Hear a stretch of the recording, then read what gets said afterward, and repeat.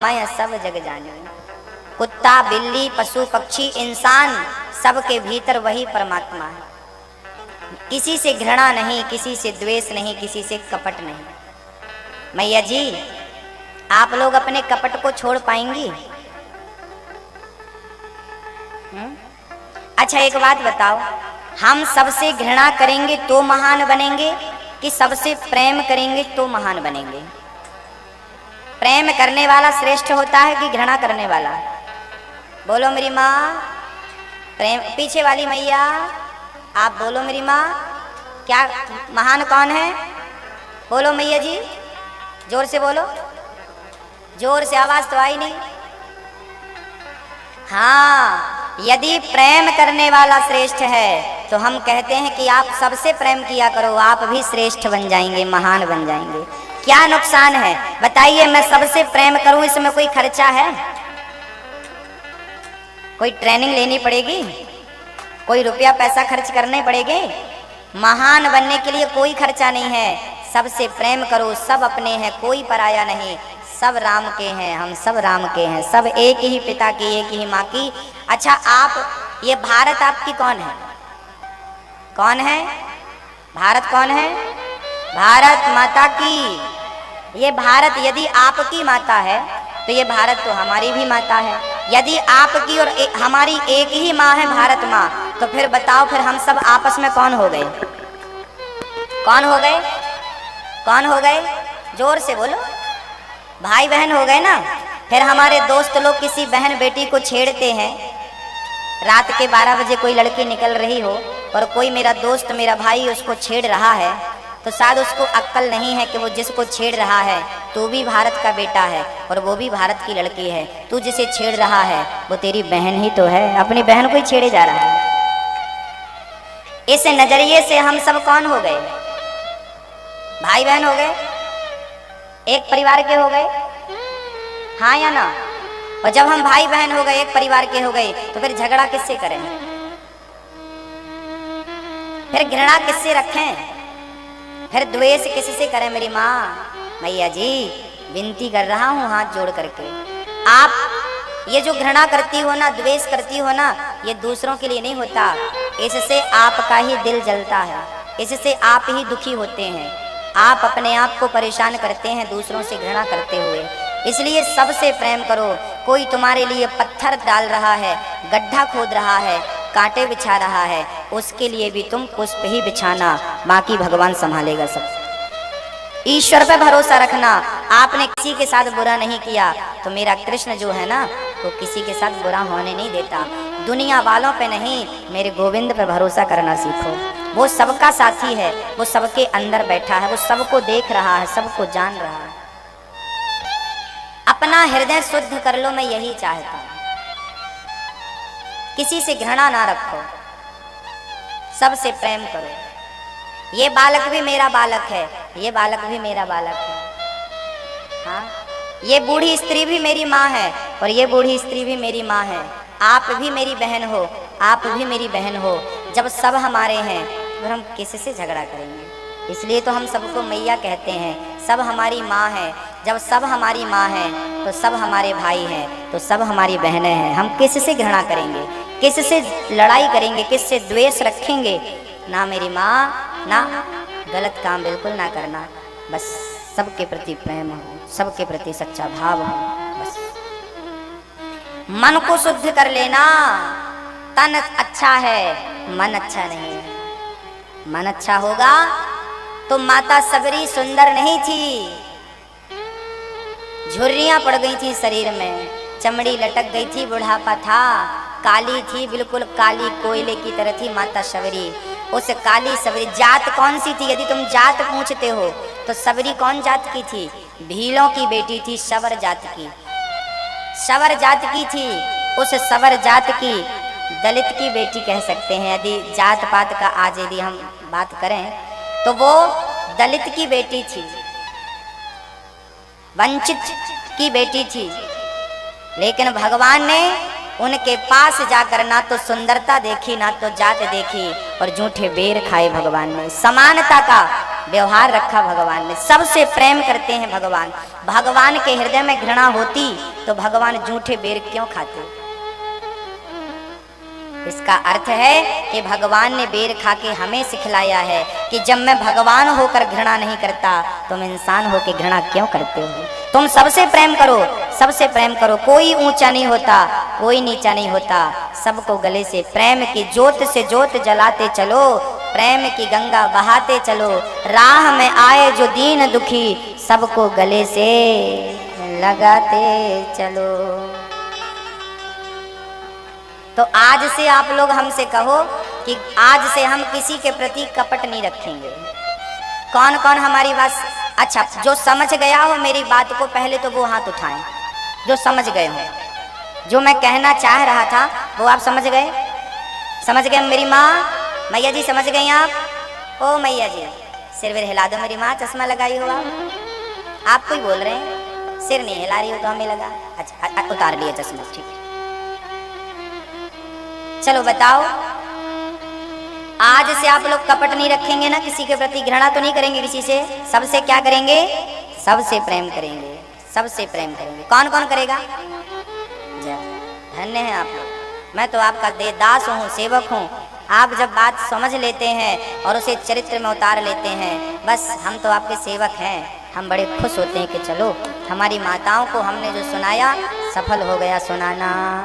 किसी से घृणा ना रखना, सबसे प्रेम। सास गाली दे, देने दो। हम कौन से कम हो रहे हैं? हमारा वजन कम हो गया? अच्छा आप सब लोग हमें गाली दो मिलके, तो हमारा वजन कम हो जाएगा?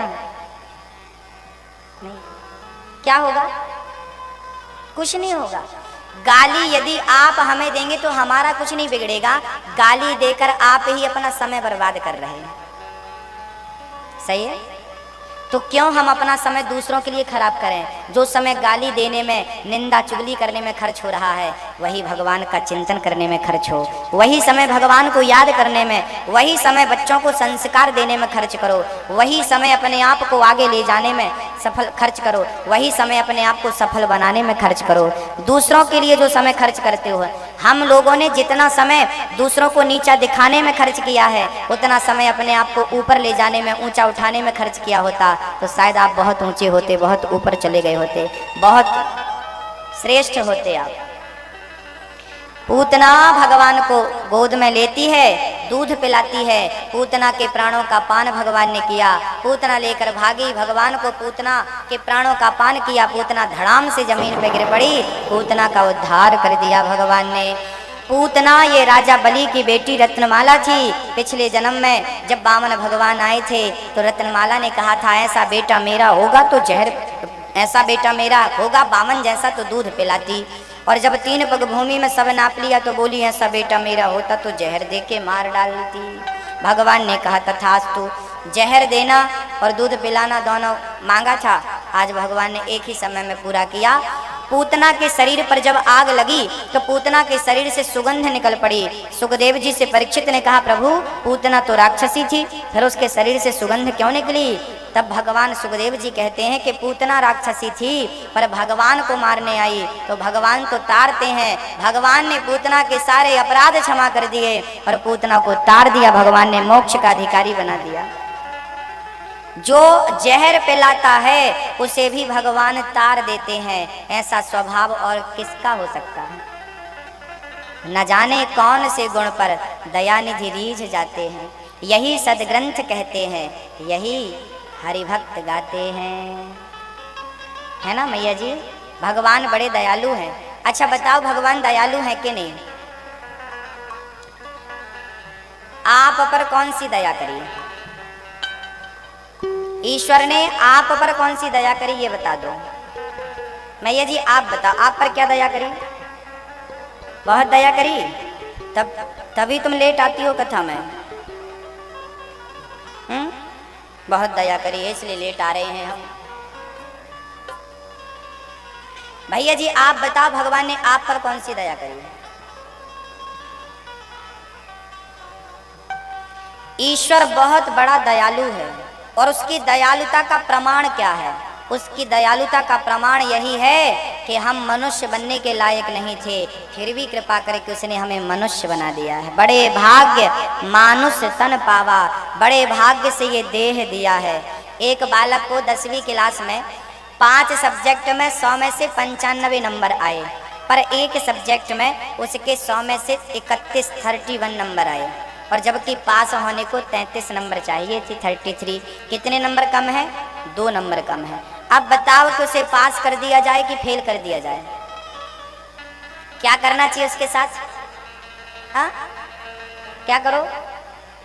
पास कैसे कर दे? 1-2 नंबर कम है बहन, घोटाला कर रही हो।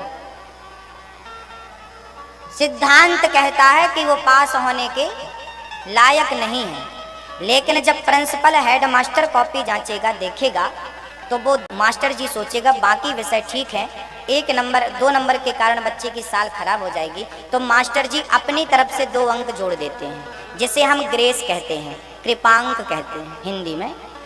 वो पास होने के लायक नहीं था, यदि मास्टर जी ने नंबर अपनी तरफ से ना दिए होते तो अपनी तरफ से 2 नंबर देके पास होने लायक नहीं था, अपनी तरफ से पास कर दिया। ऐसे हम लोग मनुष्य बनने के लायक नहीं थे, उसने कृपा करके हमें मनुष्य का चोला दे दिया है। उसने कृपा करी है तो मनुष्य बनाए गए हैं। तो ईश्वर की कृपा से ही बड़े भाग्य मानुष तन पावा। हमें भगवान ने मानव का तन दिया है, इस तन को पाओ, प्रेम से भगवान को याद करो, अच्छे काम में लगाओ शरीर को, बच्चों को संस्कार देने में खूब पैसे कमाओ। पैसे कमाकर सुरा सुंदरी की तरफ ना चले जाना, शराब ना पीने लगना, स्त्रियों का संग ना करने लगना, जुआ ना खेलने लगना। धन मिले तो धन को धर्म की ओर बढ़ाना। धन दिया है ईश्वर ने, उससे धर्म करेंगे, क्योंकि अक्सर धनवान लोग ही फिसलते हैं। बहुत सारे धनवान को तो अहंकार आ जाता है, और याद रखना, जिसको धन के बावजूद भी अहंकार नहीं आया, समझना कि उस पर भगवान की बहुत बड़ी कृपा है। आपको धन में अहंकार नहीं है, आप धनवान हो पर आपको अहंकार नहीं है, ये ईश्वर की बहुत बड़ी कृपा है। धन मिले तो धर्म करो। कई लोग धन का दुरुपयोग करते हैं, पता नहीं इतना धन जोड़ते हैं लोग, क्या करेंगे, कितना बांध के ले जाएंगे। हाँ, एक सज्जन बोले, गुरुजी हम अपने बच्चों के लिए जोड़ रहे हैं। किसके लिए? आप लोग किसके लिए जोड़ते हैं? हाँ? सारे लोगों का यही, बच्चों के लिए जोड़ रहे हैं। किसके लिए कमा रहे हो? बच्चों के लिए कमा रहे हैं। तो अब मैं प्रश्न करता हूं, क्या तुम्हारे बच्चे नालायक हैं? कमा भी नहीं सकते, वो 2 रोटी भी नहीं खा सकते, खुद की कमा के बाप के खाते रहेंगे। आप लोग ना अपने बच्चों के लिए जोड़ते नहीं हैं, अपने बच्चों को अपंग बनाते हैं, विकलांग कर देते हैं। समझ रहे हैं? याद रखना मेरी माँ, याद रखना भैया जी, आप अपने बच्चों को बहुत कमाते हैं, अपने बच्चों को बहुत कमा के देते हैं। आप बहुत कमा कर नहीं देते, अपने बच्चों को आप विकलांग करते हैं। उनके अंदर जो कमा के खाने का टैलेंट है ना, कमा के खाने की जो काबिलियत है, उस काबिलियत को आप विकसित होने ही नहीं देते, क्योंकि आप इतना जोड़ के रख देते हैं। फिर वो क्या करता है? फिर वो देखा बाप के पास बहुत धन है, तो पापा हमें आईफोन दिलाओ, हमें गाड़ी दिलाओ। बाप की गाड़ी पे बैठा, बाप के फोन से बात कर रहा, और जब ज्यादा पैसा है तो दोस्तों में फिर लुटाता है, ले आओ जरा बोतल, चलो फिर इस होटल में तो उस होटल में, सुरा सुंदरी के पीछे भागता है। क्यों? क्योंकि बाप का धन है। धनी हो ना। हम ये नहीं कहते कि धनवान नहीं होना चाहिए, धनवान बनो, खूब धन कमाओ, पर बच्चों को कमा के खाने के लिए मजबूर करो। बेटा मेरी कमाई तेरे लिए नहीं है, मैंने कमाया है धर्म के लिए। अब टैलेंट तुझे दे दिया, काबिलियत तुझे दे दी, अब कमा के खाना, संपत्ति जोड़ना तेरा काम है। तू जितना चाहे अपने टैलेंट से जोड़ ले, और चाहे तो भूखा मर। पर आजकल के माँ बाप ना अंधे हैं, अंधे। बच्चों को ये बंगला, ये प्लॉट, ये इतना कुछ तुम बच्चों और ये बच्चे लोग भी, तुम क्या अपने लिए कमा भी नहीं सकते? बाप के भरोसे बैठे हो। इतनी पढ़ाई करी तुमने, इतना पढ़ लिख लिया और बाप के भरोसे बताओ। मत पढ़ो ना तो अनपढ़ रहो ना, तब बाप के भरोसे। अनपढ़ हो तो बाप के भरोसे रहो, पढ़े लिखे हो समझदार हो फिर भी बाप के भरोसे। क्या कहें साहब, किनको कहें? शास्त्र कहते हैं उत्तमम स्वाजितम वित्तम। शास्त्र कहते हैं खुद का कमाया हुआ धन सबसे उत्तम होता है। सुनना जरा ध्यान पूर्वक, खुद का कमाया हुआ धन सबसे उत्तम है। पिता का धन, पिता का कमाया हुआ धन मध्यम है, और भाई का धन अधम है, और स्त्री का धन तो अधम से भी अधम है। हाँ देखो, कथा सुना रहे हैं हम, हमारी केवल आपसे यही प्रार्थना है कि ये बार बार आना जाना ना करो, हम बड़े डिस्टर्ब होते हैं, हमारी जो सुनाने की लय है ना भंग करते हैं आप लोग। हाँ बैठ जाओ, आगे वाले तो बहुत सावधान रहो, कोई ज़्यादा डिस्टर्ब ना हो आप लोग, और हमें भी बिल्कुल ना करें, हमें कथा सुनाने दीजिए प्रेम से। आगे अब कोई आना जाना कम करना भैया जी, आप बैठ जाइए, बैठ के बात कर लीजिए। आपसे बोल रहे हैं साहब, शांति से बात करिए। कथा में व्यवधान पैदा करने से हमारे कारण व्यवधान ना हो, इसका ख्याल सबको रखना चाहिए। हम कभी कभी कथा सुनने जाते हैं ना, जैसे हम कभी रेस्ट में चलते हैं, रेस्ट है 2 दिन का बीच में गैप है, और कहीं कथाएं चल रही हैं तो हम भी कथाएं सुनने जाते हैं। कोई भी कथा सुना रहे होते हैं गुरु जी, हम जाते हैं कथा सुनने, और कथा में जाकर सबसे पीछे चुपचाप बैठ जाते हैं। हमारे कारण कोई डिस्टर्ब ना हो, हमारे कारण नहीं लोगों को पता चल जाए कि हम आए हैं तो लोग अभिवादन करने लगे, खड़े होने लगे, इसलिए हम मुंह ढक लेते हैं अपना और पीछे जाके चुपचाप बैठ जाते हैं। हमारे द्वारा डिस्टर्ब ना हो, हमारे द्वारा कथा ना रुके, हमारे द्वारा, हाँ इसका ध्यान आप सभी को रखना चाहिए। ये आपकी समझदारी का परिचय है। कथा में बाधा ना बनो। हम लोग कथा में जाते हैं तो कथाएं कम सुनते हैं, वार्तालाप ज्यादा करते हैं। चलिए, तो क्या कह रहे थे हम आपको? कौन सा प्रसंग सुना रहे थे? बोलो, कहाँ थी गाड़ी? जोर से बोलो, हम भूल गए।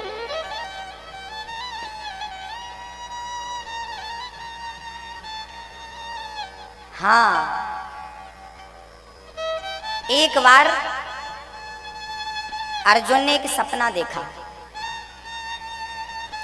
सपना देखा कि एक गाय ने बछड़े को चाटना शुरू कर दिया, और उस गाय ने बछड़े को इतना चाटा, क्योंकि हर गाय बछड़े को चाटती है, जन्म होता है। तो एक गाय ने इतना चाटा कि बछड़े का पूरा शरीर लहू लुहान हो गया, उसकी चमड़ी निकलने लगी। नया बच्चा था, कोमल चमड़ी थी, और गाय की जीभ जरा चाटती रही एक जगह पे पूरे शरीर, पूरा बच्चा बछड़ा लहू लुहान, पूरे शरीर से खून निकलने लगा, रक्त निकलने लगा। गाय फिर भी चाटती जा रही है, और बछड़ा चिल्लाता जा रहा है। अब वो कहाँ जाए? वो माँ के पास जाए, वो मत चाटे, और वो चिल्लाए। अर्जुन ने कहा, प्रभु आज मैंने ये सपना देखा है, बताइए ये क्यों देखा है, इसका क्या अर्थ है? तब भगवान कृष्ण ने कहा, ये महाभारत की कथा है। भगवान कृष्ण ने उस टाइम पे कहा था जब आप लोगों का जन्म नहीं हुआ था। जब भगवान ने कहा था, अर्जुन ये कलयुग में होने वाली रोजमर्रा की घटनाएं हैं। क्या प्रभु मैं कुछ समझा नहीं? तब भगवान ने कहा था, अर्जुन जैसे गाय ने अपने बच्चे को इतना चाटा कि शरीर लहू लुहान हो गया, ऐसे कलयुग के माता पिता अपने बच्चों से जरूरत से ज्यादा इतना प्यार करेंगे कि माँ बाप का प्यार ही बच्चों को बर्बाद कर देगा। ये भगवान ने कहा था उस टाइम पे, और आज यही चल रहा है। आप लोग अपने बच्चों से जरूरत से ज्यादा प्रेम करते हैं, और वही प्रेम आगे चल के बच्चों को बिगाड़ देता है।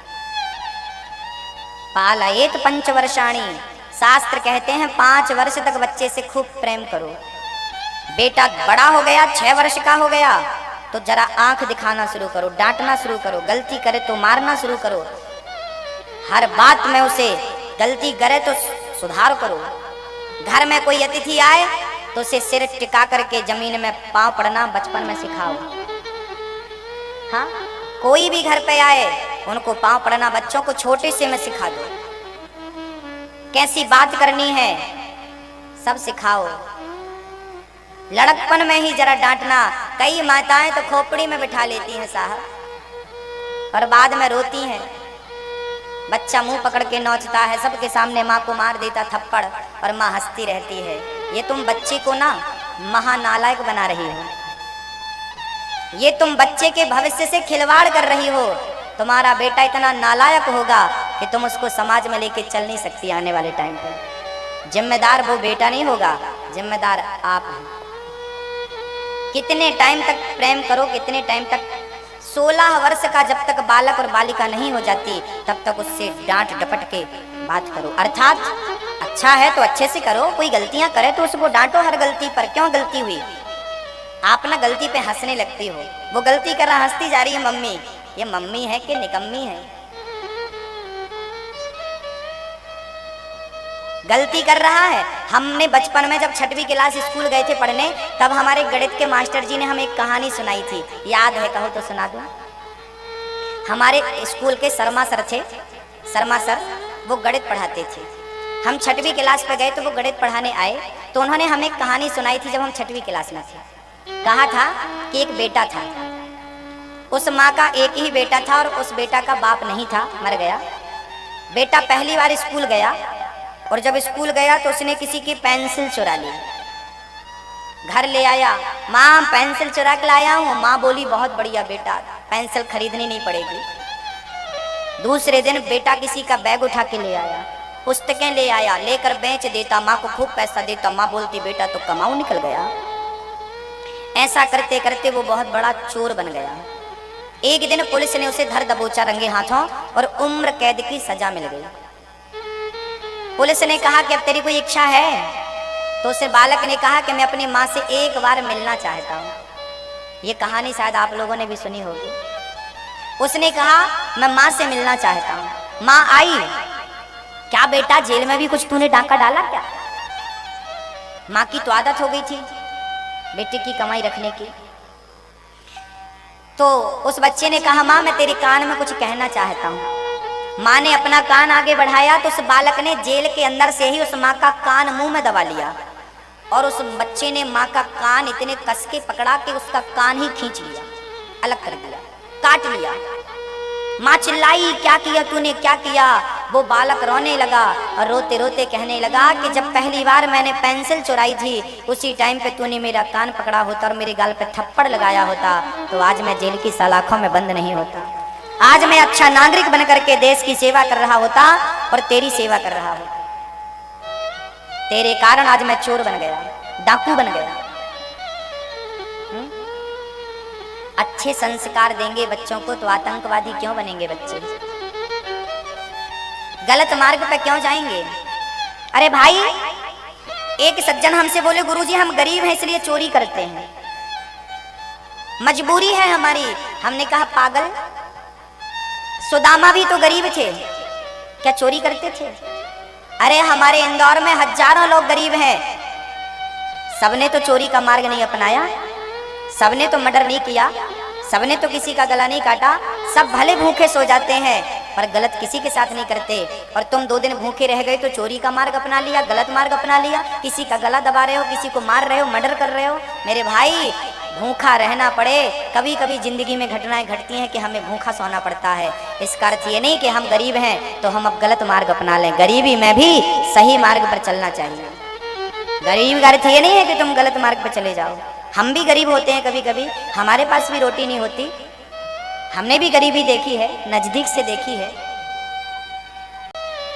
हम बहुत छोटे थे ना, हम बहुत छोटे, मैं अपनी घटना बताऊं, जब मैं 7 साल का रहा होऊंगा तब हमारे गांव में हमारा दोस्त ना एफएम खरीद के लाया था। उस टाइम पे एफएम का जमाना था। एफएम छोटी सी आती थी, प्लेट आती थी और एफएम चलती थी। उस पर एक छोटा सा बक्सा था। हमारा दोस्त था, वो पैसे वाला था, तो वो उस टाइम पर 100 रुपए की एफएम खरीद के लाया था, 100 रुपए की। और हमारे पास 100 रुपए नहीं थे। हम 7वीं क्लास पढ़ते थे। हमारे पास एफएम 100 रुपए नहीं थे, लेकिन इच्छा बहुत थी कि यार हमारे पास भी एफएम होती। तब हम अपने दादाजी के पास गए और दादाजी से कहा पैसे दो, हमें एफएम लाना है। हमारे पिताजी से हम मांगते नहीं थे, क्योंकि हमारे पिताजी एफएम लाने के लिए पैसे देते ही नहीं, और 100 रुपये बहुत बड़ी रकम होती थी, कोई दे भी नहीं सकता था। तो हमारे दादाजी ने 2 रुपये दिए। अब 2 रुपये तो हो गए, पर 98 बाकी थे। तब हमने क्या किया, हमने फिर सोचा कि अब क्या करें, अब क्या करें, अब क्या करें। तब हमने, किसानों की जब फसल कटती है ना, चने वने कटते हैं, तो काटते समय ना चने झड़ जाते हैं खेत पे। तो चने जब झड़ जाते थे तो हम चने बीनने जाते थे, खेत पे चने बीनते थे। हाँ, और चने बीनते थे। कभी जो भी किसान के खेत पे कट रहा होता था जाते थे, कभी गेहूं बीनते थे, कभी चने बीनते थे और बीन बीन के लाते थे। और एक कुड़े जानते हैं? हाँ, कुड़ा होता 5 किलो, उसको फिर हम उस चने को कूटते थे खुद। लकड़ी की वो जिससे माताएं कपड़े धुलती हैं ना, उससे हम कूटते थे और उसका छिलका उतारते थे और उस चने को फिर ले जाते थे और बेचते थे। चोरी नहीं करते थे, जबकि किसानों का बहुत सारा सामान खुला पड़ा रहता है। हम बीनते थे और फिर बीन करके गाय चराने जाते थे, तो गाय चरती रहती थी और हम बीनते रहते थे। रोज एक एक पोटली भर के लाते थे और फिर उसको अलग रखते थे, बीन करके सब लाते थे। ऐसे कर करके हमने पैसे जुटाए थे 100 रुपए। तब तक फिर वो एफएम 125 की हो गई थी, रेट बढ़ गए थे, 125 की हो गई। फिर हमने और मेहनत करी और 125 रुपए जुटाए थे और पहली एफएम हम खरीद के लाए थे। गरीबी जरूरतें तो हम बचपन में भाई शौक होता है ना, हमारे पास भी ये हो, पर हमने पहले से अपने माँ बाप पर बोझ नहीं बने कि माँ बाप देंगे तो करेंगे। हम शुरू से ही जानते थे कि जो करना है अपने को ही करना है, राम को करना है, बस मेहनत का खाओ, मेहनत का ही किए हैं। इसलिए तो ठाकुर जी ने यहाँ बैठा रखा है। कोई गलत कदम नहीं उठाया, गलत काम नहीं किया। हमारे गांव के दोस्त लोग थे, वो मांस खाया करते थे, शराब पिया करते थे, गांजा पिया करते थे। हम भी उनके साथ रहा करते थे, लेकिन हमने कभी ये काम नहीं किया, क्योंकि गांव में तो भाई हम गाय चराते थे, तो भाई सबके साथ रहना ही पड़ता था। पर हम नहीं करते थे ये सब। हम तो गाय चराते थे और प्रेम से आनंद से दूध पीते थे गौ माता का। गलत लोगों के संगत में तो हम भी रहे हैं, लेकिन सिद्धांत बना के रहे हैं कि यदि हमने आज गांजा पीना शुरू कर दिया, आज शराब पीनी शुरू कर दी, तो बुराई का असर हम पर हो जाएगा। और हम चाहते थे कि हमें ऐसा बनना है कि हमारा असर दुनिया पर हो, दुनिया का असर हम पर ना हो। हमारा असर इन पर होना चाहिए, इनका असर हम पर नहीं होना चाहिए। ये सिद्धांत उस टाइम पे था जब कुछ अक्ल नहीं थी, और ये संस्कार माँ बाप की देन थी। हमारे पिताजी पूजा करते थे मंदिर की, हम भी पूजा करते थे। हमने हनुमान चालीसा याद नहीं किया था, हमारे पिताजी हनुमान चालीसा पढ़ा करते थे तो जोर जोर से पढ़ते थे। सुन सुन के हमने हनुमान चालीसा याद किया था, बहुत छोटे में याद कर लिया था, बहुत छोटी उम्र में। तो सीधी बात यही है कि हमारे संस्कार जो है माँ बाप से ही हम तक पहुँचते हैं, अच्छे या बुरे। अपने आप को मजबूत बनाइए कि विषम परिस्थितियां आ जाएं तो भी आपका धैर्य न टूटे, तो भी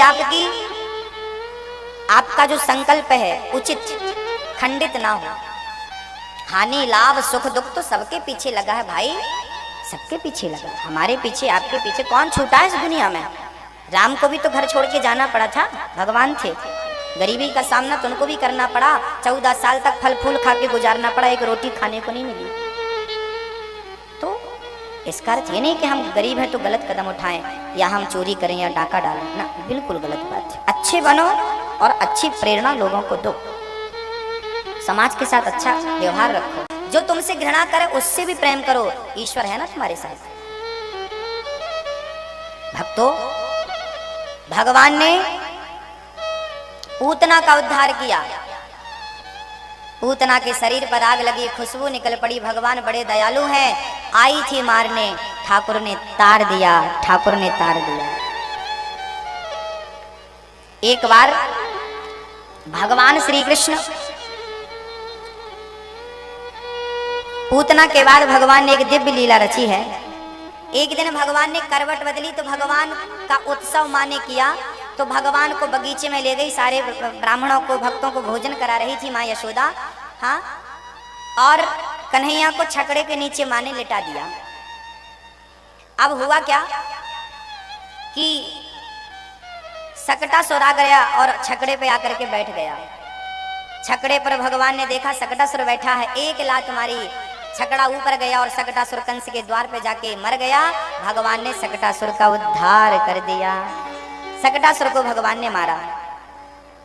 एक दिन भगवान को मारने तृणावर्त आया और भगवान ने तृणावर्त का भी उद्धार किया।